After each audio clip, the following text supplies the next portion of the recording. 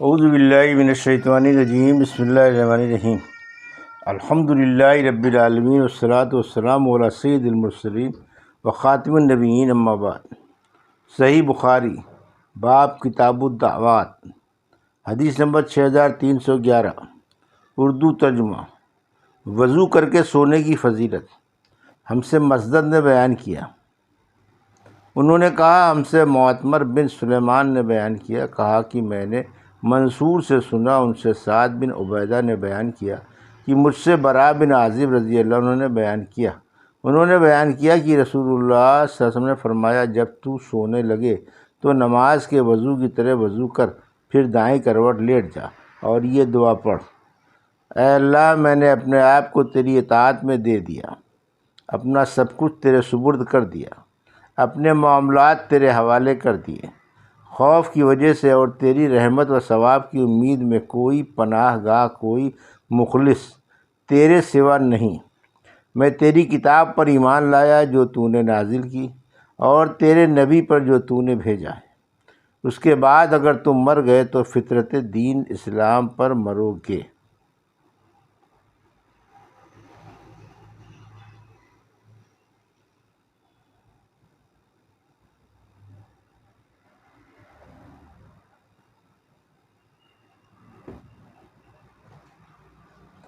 پس ان کلمات کو رات کی سب سے آخری بات بناؤ جنہیں تم اپنی زبان سے ادا کرو۔ حضرت براء بن عازب رضی اللہ عنہ نے بیان کیا کہ میں نے عرض کی، وَبِرَسُولِكَ الَّذِي أَرْسَلْتَ، کہنے میں کیا وجہ ہے؟ آن صلی اللہ علیہ وسلم نے فرمایا کہ نہیں، وَنَبِيِّكَ الَّذِي أَرْسَلْتَ کہو۔ حدیث نمبر 6213، اردو ترجمہ۔ سوتے وقت کیا دعا پڑھنی چاہیے؟ ہم سے قبیصہ بن عقبہ نے بیان کیا، کہا ہم سے سفیان ثوری نے بیان کیا، ان سے عبد الملک بن عمیر نے، ان سے ربیع بن حراس نے، اور ان سے حضرت حذیفہ بن یمان رضی اللہ عنہ نے بیان کیا کہ نبی کریم صلی اللہ علیہ وسلم جب اپنے بستر پر لیٹتے تو یہ کہتے: اللہم بِاسْمِکَ وَأَمُوتُ وَأَحْیَا، تیرے ہی نام کے ساتھ میں مردہ اور زندہ رہتا ہوں۔ اور جب بیدار ہوتے تو کہتے: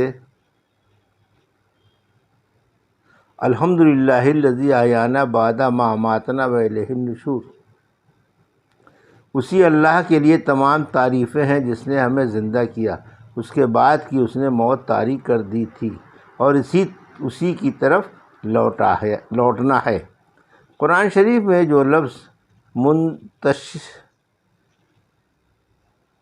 منشدہ ہے اس کا بھی یہی ہے کہ ہم اس کو نکال کر اٹھاتے ہیں۔ حدیث نمبر 6313، اردو ترجمہ۔ ہم سے سعید بن ربیع اور محمد بن عرہ نے بیان کیا، ان دونوں نے کہا کہ ہم سے شعبہ نے بیان کیا، ان سے ابو اسحاق نے بیان کیا، انہوں نے حضرت براء بن عازب رضی اللہ عنہ سے سنا کہ نبی کریم صلی اللہ علیہ وسلم نے ایک صحابی کو حکم دیا۔ دوسری سند حضرت امام بخاری رحمۃ اللہ علیہ نے کہا کہ ہم سے آدم نے بیان کیا، انہوں نے کہا ہم سے شعبہ نے بیان کیا، ان سے ابو اسحاق حمدانی نے بیان کیا، اور ان سے حضرت براء بن عازب رضی اللہ عنہ نے بیان کیا کہ نبی کریم صلی اللہ علیہ وسلم نے ایک صحابی کو وصیت کی اور فرمایا جب بستر پر جانے لگو تو یہ دعا پڑھا کرو: اے اللہ، میں نے اپنی جان تیرے سپرد کی اور اپنا معاملہ تجھے سونپا، اور اپنے آپ کو تیری طرف متوجہ کیا اور تجھ پر بھروسہ کیا، تیری طرف رغبت ہے، تیرے خوف کی وجہ سے تجھ سے تیرے سوا کوئی جائے پناہ نہیں۔ میں تیری کتاب پر ایمان لایا جو تو نے نازل کی، اور تیرے نبی پر جنہیں تو نے بھیجا ہے، پھر اگر وہ مرا تو فطرت اسلام پر مرے گا۔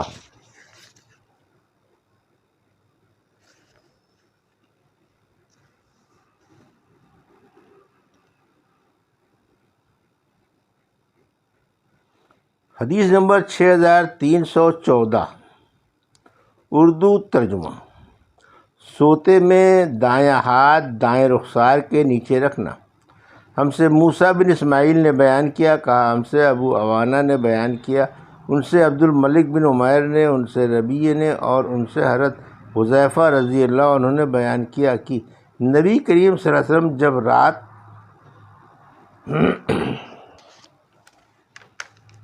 میں بستر پر لیٹتے تو اپنا ہاتھ اپنے رخسار کے نیچے رکھتے اور یہ کہتے، اے اللہ تیرے نام کے ساتھ، اللہم باسمک اموت و احیا، اے اللہ میں تیرے نام کے ساتھ مرتا ہوں اور زندہ ہوتا ہوں۔ اور جب آپ بیدار ہوتے تو کہتے، الحمدللہ الذی احیانا بعد ما اماتنا والیہ النشور۔ تمام تعریفیں اس اللہ کے لیے ہے جس نے ہمیں زندہ کیا اور اس کے بعد کی ہمیں موت یعنی مراد نیند ہے دیتی تھی اور تیری ہی طرف جانا ہے۔ حدیث نمبر 6315 اردو ترجمہ، دائیں کروٹ پر سونا۔ ہم سے مسدد نے بیان کیا، انہوں نے کہا ہم سے عبد الواحد نے بیان کیا، انہوں نے کہا ہم سے علاء بن مسیب نے بیان کیا، کہا انہوں نے کہ مجھ سے میرے باپ نے بیان کیا، اور ان سے حضرت براء بن عازب رضی اللہ عنہ نے بیان کیا کہ رسول اللہ صلی اللہ علیہ وسلم جب اپنے بستر پر لیٹتے تو دائیں پہلو پر لیٹتے اور پھر کہتے، اللہم اسلمت نفسی الیک ووجہت وجہی الیک وفوضت امری الیک ملجأت ظہری الیک رغبتی و رہبتی الیک لا ملجا ولا منجا منک الا الیک آمنت بکتابک الذی انزلت وبنبیک الذی ارسلت۔ اور رسول اللہ صلی اللہ علیہ وسلم نے فرمایا کہ جس شخص نے یہ دعا پڑھی اور پھر اس رات اگر اس کی وفات ہو گئی تو اس کی وفات فطرت پر ہوگی۔ قرآن مجید میں جو استرہبوہم کا لفظ آیا ہے یہ بھی رہبت سے نکلا ہے۔ رہبت کے معنی ڈر کے ہیں۔ ملکوت کا معنی ملک یعنی سلطنت، جیسے کہتے ہیں کہ رہبوت و رحموت سے بہتر ہے، یعنی ڈرانا رحم کرنے سے بہتر ہے۔ حدیث نمبر 6316 اردو ترجمہ، اگر رات میں آدمی کی آنکھ کھل جائے تو کیا دعا پڑھنی چاہیے؟ ہم سے علی بن عبداللہ مدینی نے بیان کیا، کہا ہم سے عبد الرحمن بن مہدی نے، ان سے سفیان سوری نے، ان سے سلمہ بن قبیل نے، ان سے قریب نے، اور ان سے عبداللہ بن عباس رضی اللہ عنہ نے بیان کیا کہ میں میمونہ رضی اللہ عنہا کے یہاں ایک رات سویا تو نبی کریم صلی اللہ علیہ وسلم اٹھے اور آپ نے اپنی جوائز ضروریات پوری کرنے کے بعد اپنا چہرہ دھویا، پھر دونوں ہاتھ دھوئے اور پھر سو گئے۔ اس کے بعد آپ کھڑے ہو گئے اور مشکیزے کے پاس گئے اور آپ نے اس کا منہ کھولا، پھر درمیانہ وضو کیا، نہ مبالغے کے ساتھ نہ معمولی اور ہلکے قسم کا، 3 مرتبہ، کم دھویا، البتہ پانی ہر جگہ پہنچا دیا۔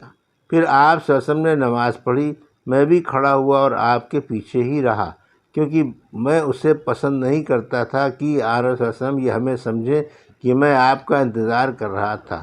میں نے بھی وضو کر لیا تھا۔ آن صلی اللہ علیہ وسلم جب کھڑے ہو کر نماز پڑھنے لگے تو میں بھی آپ کے بائیں طرف کھڑا ہو گیا۔ آپ نے میرا کان پکڑ کر دائیں طرف کر دیا۔ میں نے آن صلی اللہ علیہ وسلم کی اقتداء میں 13 رکعات نماز مکمل کی۔